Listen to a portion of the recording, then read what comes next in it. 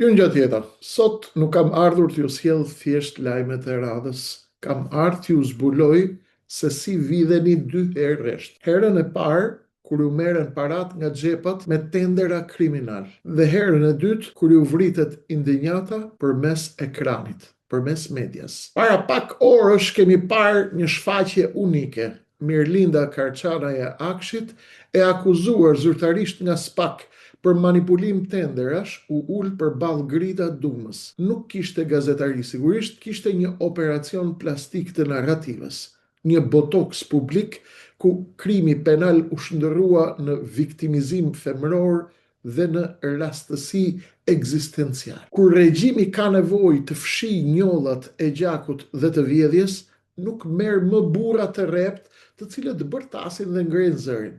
Nxjerrin Grida Dumën, fjalë të mëdha, shikim therrës, pauza dramatike dhe një pseudo-intelektualizëm që shërben si anestezi për trurin tuaj. Sot do ta grisim maskën e lavatriçës luksoze të këtij sistemi.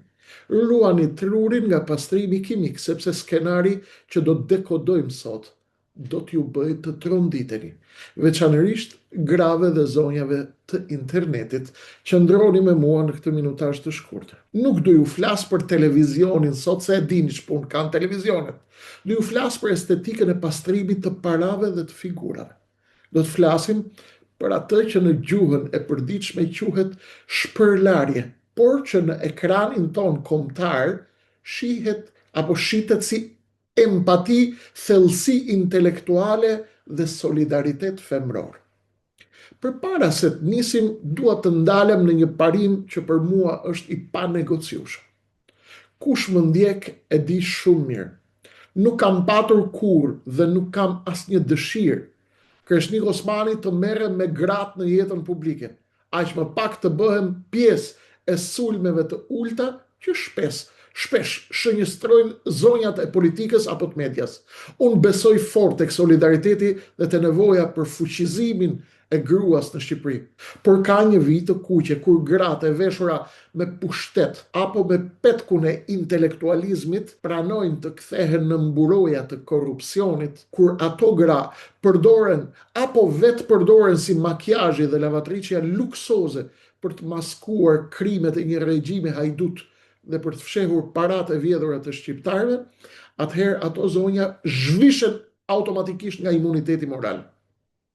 Në atë moment nuk janë më thjesht gra në karrierë, donna in carriera. Ato janë në target. Sot targeti ynë është pikërisht ky mekanizëm i rafinuar manipulimi që i bëhet grave të shkreta dhe burrave të Shqipërisë. Kohët e fundit, skena mediatike na ofroi një shfaqje unike. Mirlinda Karçanaja Akshit, të cilën SPAK-u e akuzon zyrtarisht për manipulim tenderash publik dhe pjesëmarrje në një grup të strukturuar kriminal, e ulur përballë Momentum, Grida Duma. Çfarë pam? Pyetësor investigativ? Një përballje me dokumente se ku shkuan paratë e shqiptarëve? Jo. Pam një operacion plastik të narrativës. Një botoks publik. Pam një të akuzuar e cila na tregonte se jeton e shkreta me qera, se nuk ka as makinë, dhe se videot e takimeve me personazhet skeduar ishin thjesht rastësi ekzistenciale. Videon e kanë fjalën për takimin me Agasi. Dhe kush e drejtonte këtë simfoni viktimizimi? Grida Duma. Gruaja që dikur premtonte përmbysjen e sistemit nga llogorët e Partisë Demokratike, sot menaxhon me sukses pastrimin kimik dhe botoksin publik të këtij sistemi hajdut nga kolltuku i televizionit kombëtar Top Channel. Kjo nuk është thjesht një intervistë e dështuar, është një mekanizëm i rafinuar psikologjik. Kur sistemi ka nevojë të fshijë njollat e gjakut, nuk përdor më burra të rrept që bërtasin. Përdor Grida Dumën, fjalë të mëdha, shikime të thella, pauza dramatike, momentum, pseudo-intelektualizëm që shërben si anestezi për trurin e publikut, veçanërisht për atë audiencë të grave që rrinë në TikTok të shkreta dhe në YouTube dhe kërkojnë frymëzim dhe gjenë model jetë e Grida Dumën. Ta shohim pak me kujdes psikologjin e dimensionit general nga Nietzsche tek Bauman. Nietzsche është filozof, unë vi nga filozofia, ju e dini. Për të kuptuar Grida Dumën duhet të dalim për te politikës ditore, duhet të hym pak në teritorin e frikshëm të filozofisë, së makiavelizmit femror dhe të asaj që Nietzsche apo Baudrillon e quanin simulacrum, prodhimi i një realiteti të rrem që duket akoma më i bukur se sa i vërteti, kështu thoshte Nietzsche. Kur një grua me inteligjencë mbi mesatare dhe me ambicje të pakufishme për para dhe pushtet vendos t'i shërbej të keqes, ajo nuk përdor dhunën. Përdor sadizmin intelektual. Ç'është ky sadizëm?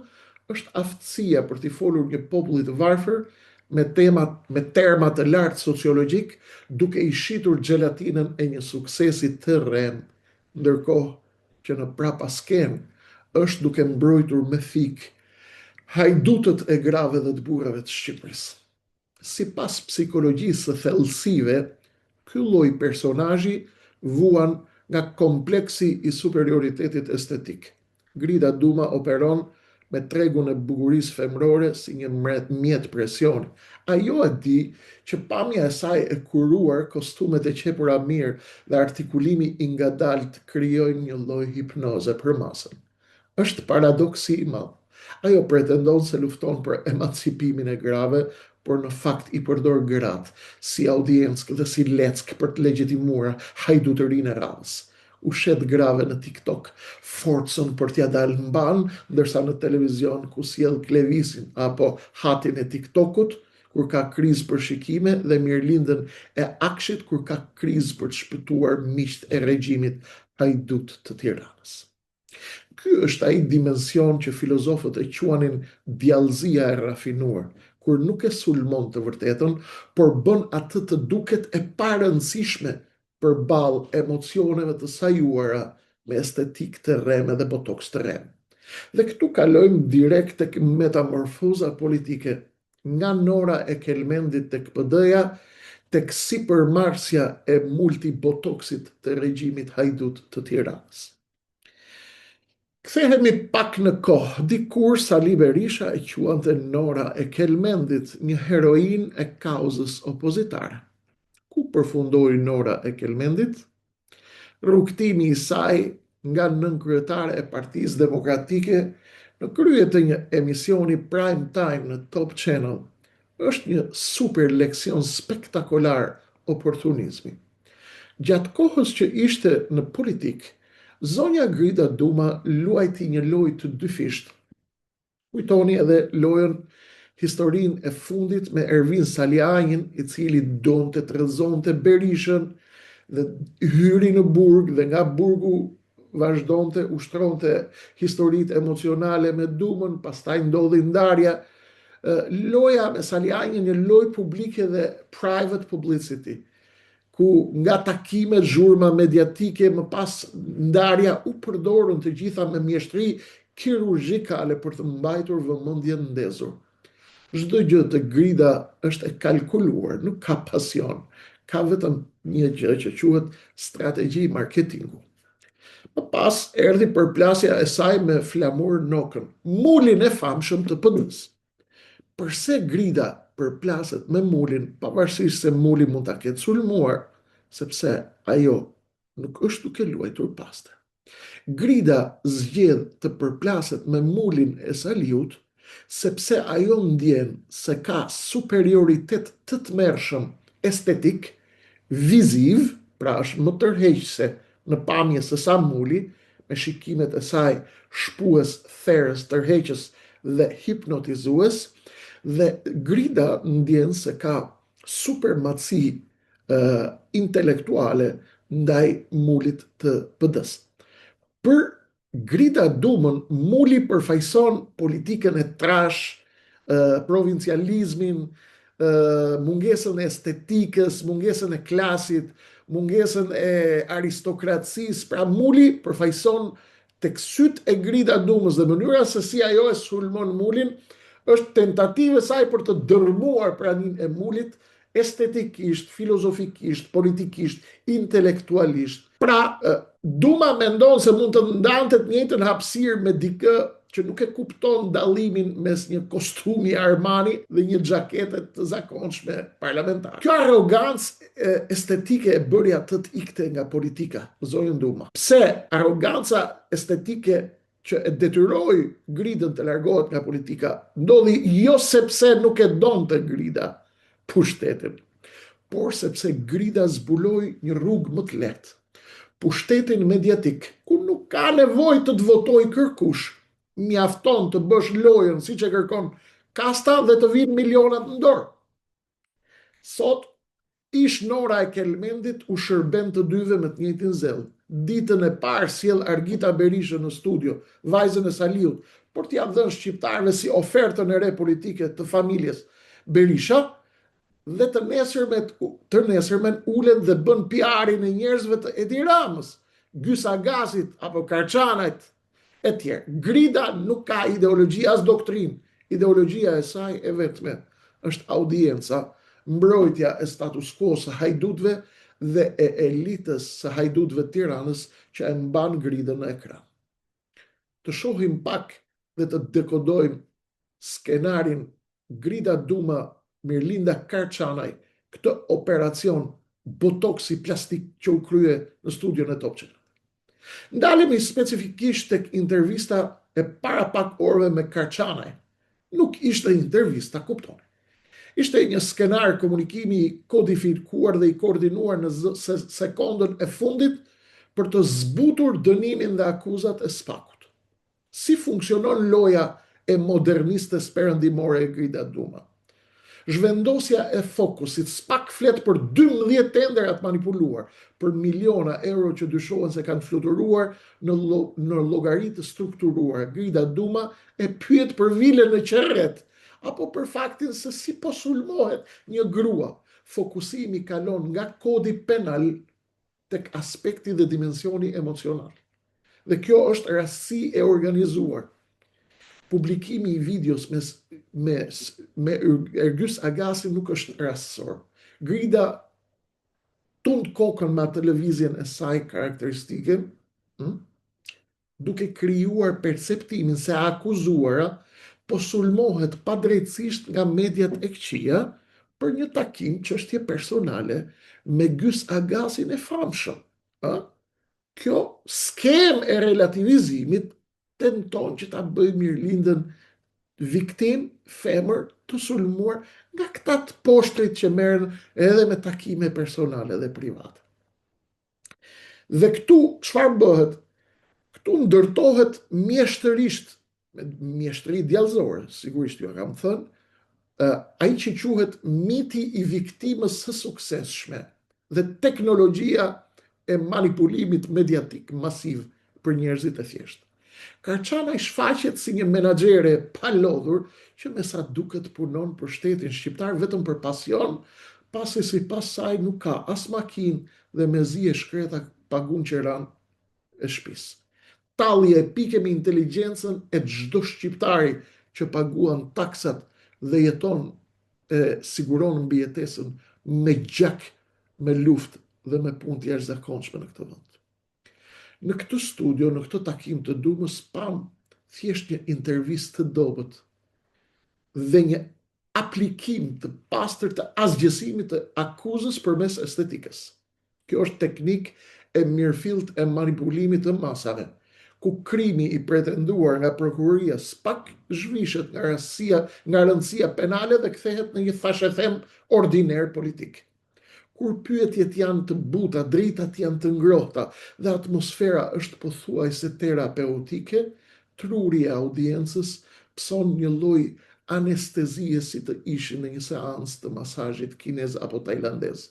Për të kuptuar se si funksionon kjo makinë e shpërlarjes politike të trurit, duhet të dekodojmë 3 teknika kryesore që Duma i përdori me mjeshtëri në këtë emision, mjeshtri kirurgjikale, duhet thënë, humanizmi i të akuzuarit, përballë miliona eurove të zhdukura në për tendera, media nuk tregon shifra, por tregon vetëm njeriu. Na flitet për sakrificat si nën, për lodhjen e madhe në punë, për netët pa gjunë, për të shërbyer shtetit. Përmes kësaj teknike, vëmendja zhvendoset nga kodi penal tek instinkti njerëzor i empatisë. Publiku nuk sheh më Karçanën si person të akuzuar, nga spak, por një grua të brisht që po sulmohet egërsisht nga bota e jashtme dhe nga të poshtrit që synojnë paratë e saj dhe jetën e saj të bukur.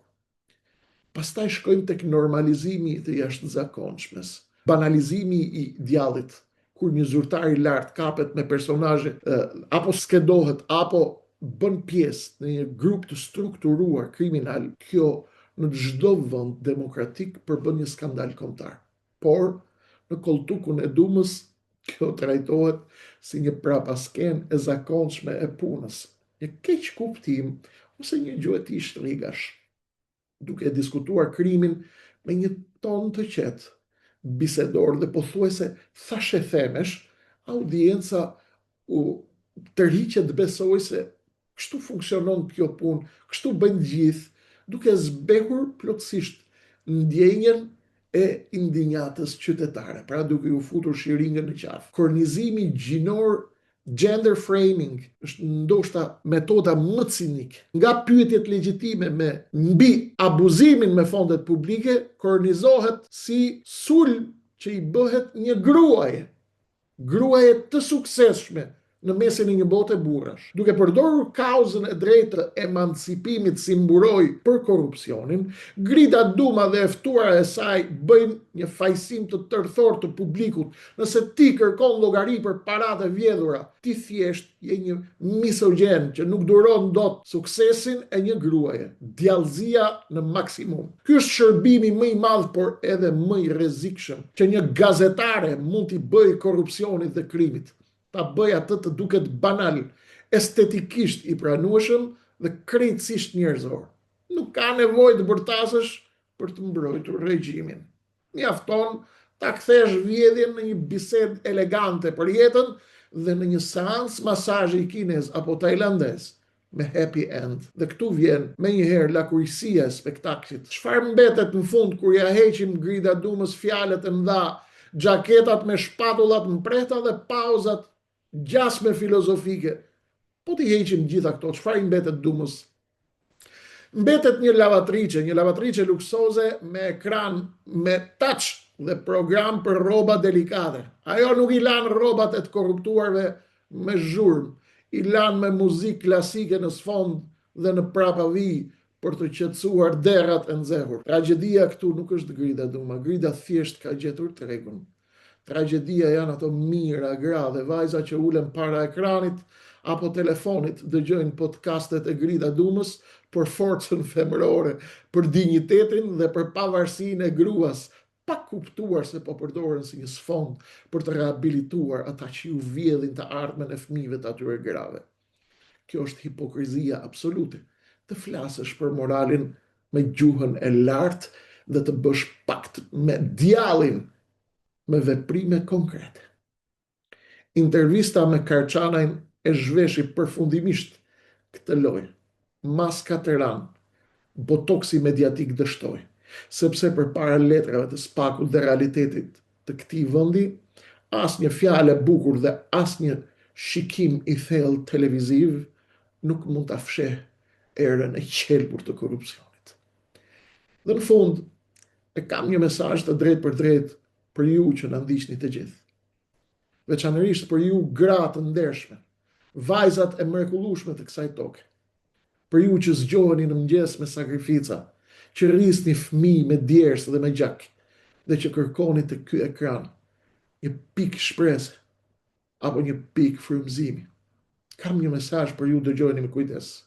Bëni kujdes. Motrat e mia, zonjat nderuar, mos bini pret të këtyre skandaleve. Mos shikoni çdo emision televiziv, jeni dëshmitar të një operacioni të tmerrshëm të inxhinierisë sociale dhe politike. kur skenari kërkon të fshe vjedhjen e miliona eurove të bukës së fëmijëve tuaj. Ata nuk nxjerrin përpara hajdutin me thas. Ata ju nxjerrin një model gratë për gratë, të paketuar me fjalë të bukura, me kostume luksoze dhe pseudo-intelektualizëm fals. Kjo është një maskë, është një pakt djallëzor për t'ju vjedhur të tashmen, pa u ndjerë të fyrë, pa ndjerë. Mos lejoni që digniteti juaj, forca juaj femërore dhe pastërtia e nënave shqiptare të përdoret si ujë larës për rrobat e qelbura të këtij regjimi. Kur ato mbrojnë korrupsionin, ato nuk janë më simbole të suksesit tuaj. Ato janë thjesht vegla të xhelatëve tuaj ekonomik, social, që po shkatërrojnë jetën tuaj dhe të burrave tuaj. Ruajini mendjen, ruani trurin dhe mbi të gjitha ruani shpirtin tuaj nga ky pastrim kimik mediatik. Ata kanë parat dhe ekranet, por ne kemi të vërtetën dhe e vërteta herët avon.